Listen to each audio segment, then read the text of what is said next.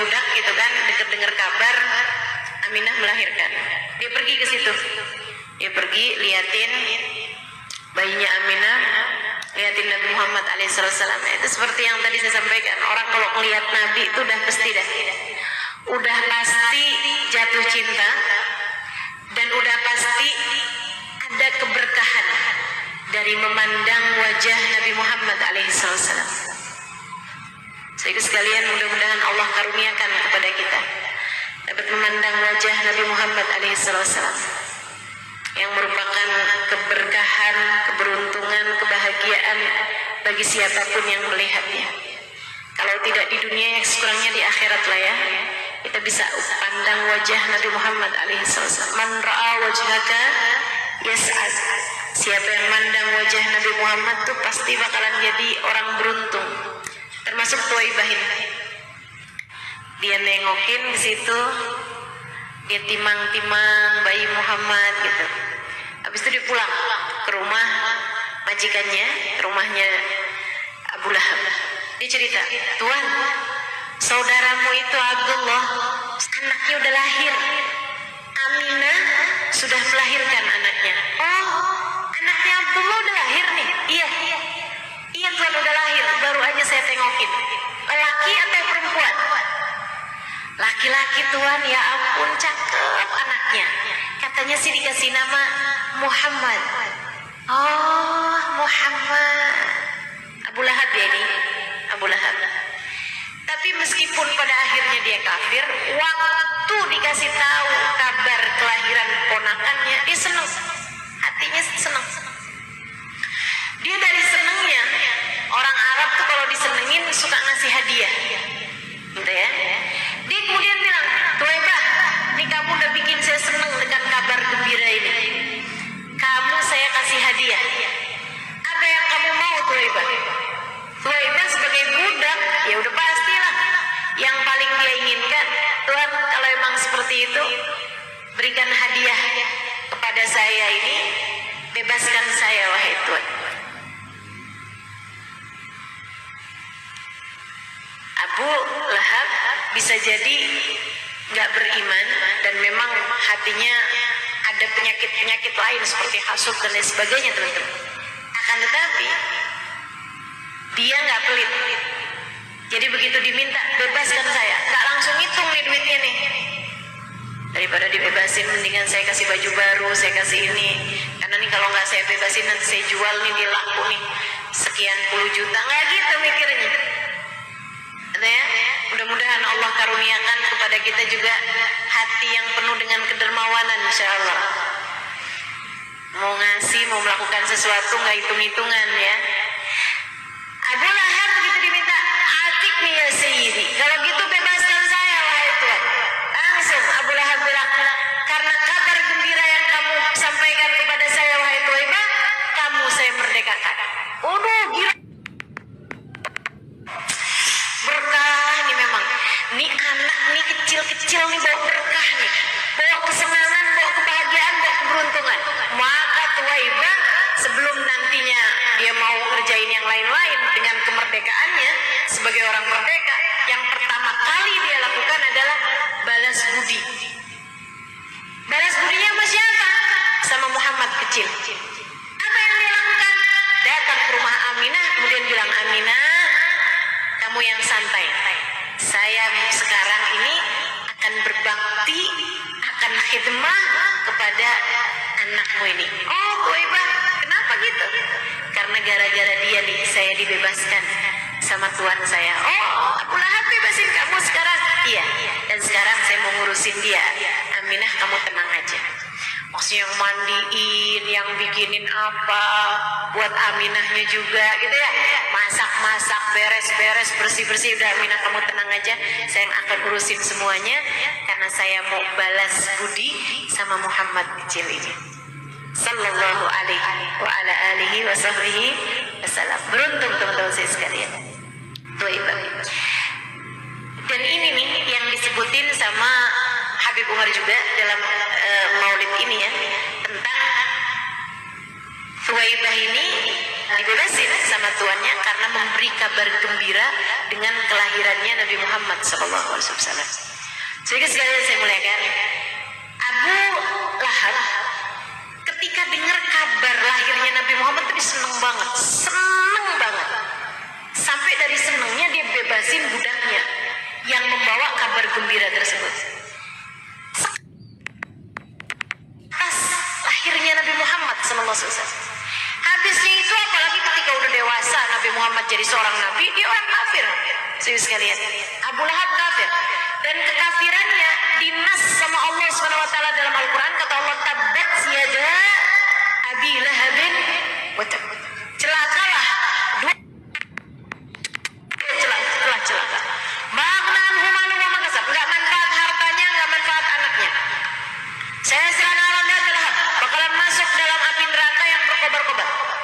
Wa imra'atuhu, barengan istrinya juga kebawa semua tuh. Hartanya enggak berkah, anaknya enggak berkah, istrinya enggak berkah, semuanya bakalan masuk neraka. Nauzubillah min dzalik. Akan tetapi saudara sekalian saya muliakan, ini diceritakan dalam Bukhari, ya, dalam kitab Al-Bukhari, kitabnya Imam Bukhari, diceritakan hadis ini teman-teman saya sekalian dari Sayyidina Abbas, paman Nabi Muhammad SAW, saudaranya Abu Lahab. Satu waktu cerita sama Nabi Muhammad SAW, ya Rasulullah, al-barihah ra'aitu akhi. Tadi malam saya ngimpi saudara saya Abu Lahab. Abu Lahab udah meninggal, adiknya nih ngimpi cerita kepada Nabi Muhammad. Adiknya Sayyidina Abbas beriman kepada Nabi Muhammad SAW. Dia bilang, saya tadi malam ngimpi saudara saya Abu Lahab. Gimana ngimpinya? Saya ngimpi dia itu dalam kuburnya. Saya tanya, kaifa halaka ya Abu Lahab? Bagaimana kabarmu wahai Abu Lahab? Gimana nih kabar ente dalam kuburan? Abu Lahab jawab, ana fi bisal hala ya akhi. Aduh, saya nggak enak nih dalam kuburan, nyesel saya. Kenapa nggak beriman memponakan kita tuh? Emang saya waktu hidup bawaan hasut mulu sama dia, bawaan kesel mulu sama dia gitu. Kesel. Apa yang dikeselin sama Abu Lahab? Abu Lahab tuh kesel kayaknya yang mestinya saya loh yang jadi nabi. Gitu. Mestinya bukan ponakan saya. Saya lebih pintar, saya lebih kaya, saya lebih, dia ngerasa lebih segala-galanya gitu. Kenapa mesti Muhammad gitu yang diutus jadi nabi gitu? Meskipun dia tahu Muhammad baik, Muhammad ini, tapi bawaan hasut aja gitu. Mudah-mudahan Allah selamatkan kita dari perasaan-perasaan seperti ini ya. Mudah-mudahan nih jauh semua sifat-sifat kayak beginian nih. Kalau ada orang lain dapat kesenangan, mudah-mudahan kita bisa ikut bergembira bersama dengan senangnya. Dan kalau ada orang dapat kesusahan, mudah-mudahan hati kita nih bisa ikut susah dengan kesusahannya orang lain. Jangan orang lain dapat kesusahan kita syukurin, orang lain dapat kesenangan kita hasutin. Nah ini penyakit teman-teman saya sekalian, penyakit nih. Si Abu Lahab ini penyakitnya hasut. Jadi sekalian saya muliakan, tapi Abu Lahab terus cerita, tapi Abbas, saya ini dari sejak di kuburan saya disiksa sama Allah SWT, tapi saya tiap hari Senin dapat keringanan siksa. Apa itu? Dari sela-sela jari saya nih keluar air. Saya isap sepanjang hari Senin. Pokoknya asal masuk dari mulai malam Senin sampai besokannya lagi sampai maghrib, tuh saya dapat keringanan siksa. Saya bisa minum air dari sela-sela jari saya. Ini keringanan yang Allah SWT kasih kepada saya. Jadi saya nunggu-nunggu tiap Senin, saya tungguin tuh Senin kapan gitu. Kenapa kamu dapat keringanan siksa seperti ini wahai Abu Lahab? Abu Lahab bilang, karena saya waktu dengar Nabi Muhammad lahir saya senang. Padahal cuma sekali doang, waktu Nabi Muhammad lahir dia senang. Jadi sekalian kata Habib Umar, lam yansa khaliquna lahu farhatuhu wa bidal hadithu atana annal adhaba mukhaffafun fi kulli ithnain li farhatihi biman wafana hadha ma'al kufri fa kaifa bi farhatin min di fuadin imtala imana. Allah Tuhan kita nggak lupa sama kesenangannya Abu Lahab ketika diberi kabar lahirnya Nabi Muhammad. Demikian yang ada dalam sebuah hadis, annal adzaba mukhaffafun fi kulli itsnain. Setiap hari Senin adabnya Abu Lahab diringankan sama Allah Subhanahu wa taala. Karena rasa senangnya ketika dikabarin lahirnya Nabi Muhammad. Hada ma'al kufri. Ini padahal Abu Lahab sepanjang hidupnya kafir. Fa kaifa bi farhatin min dhi fuadin imtala imana. Bagaimana jika yang senang dengan kelahirannya Nabi Muhammad itu adalah orang yang hatinya penuh dengan keimanan seperti kita. Kamu beriman kepada Nabi Muhammad bukan? Beriman, ditambah iman, ditambah senang sama kehadiran Nabi Muhammad dalam kehidupan di dunia ini, sangat berkemungkinan Allah menyelamatkanmu dunia dan akhirat, teman-teman. Sangat berkemungkinan Allah membahagiakan hidupmu, teman-teman sekalian. Hadirkan Nabi Muhammad dalam hatimu. Cintai Nabi Muhammad sebisamu mencintai seseorang. Alhamdulillah ya Allah, alhamdulillah saya jadi umatnya Nabi Muhammad. Alhamdulillah ya Allah. Gitu. Alhamdulillah, senang kita punya Nabi seindah Nabi Muhammad. Kita punya Nabi semulia Nabi Muhammad. Alhamdulillah.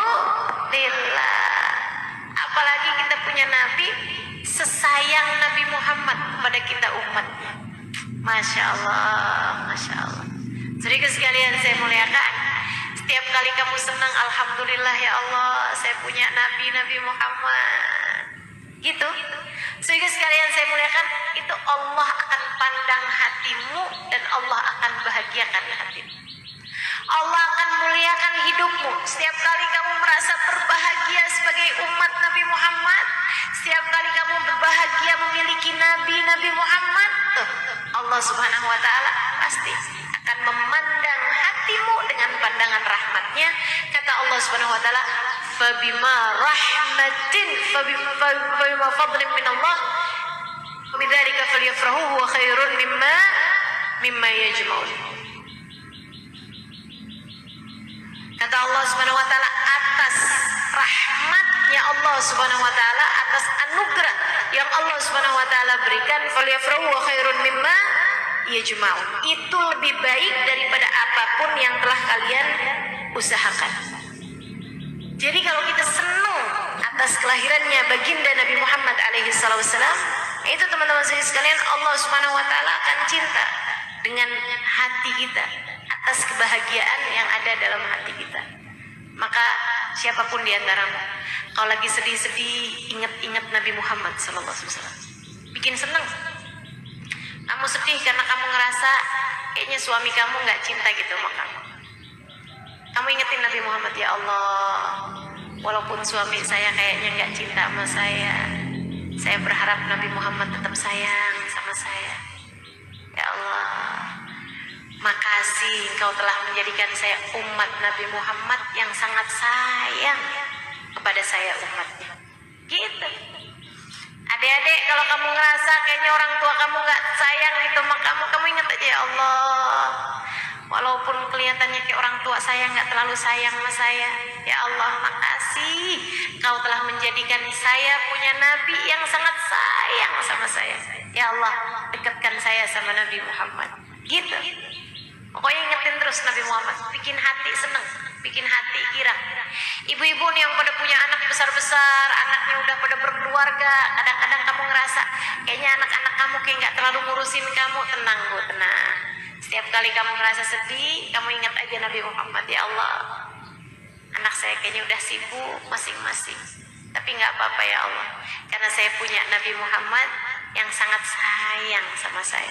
Ya Allah, dekatkan saya padanya, dekatkan dia pada saya. Ya Allah, jangan biarkan Nabi Muhammad meninggalkan saya. Gitu. Senang, bikin senang baginda kita Nabi besar Muhammad sallallahu alaihi wa ala alihi wasallam. Mudah-mudahan Allah Subhanahu wa taala merahmati kita sekalian. Mudah-mudahan Allah Subhanahu wa taala mencintai kita sekalian insyaallah. Amin ya rabbal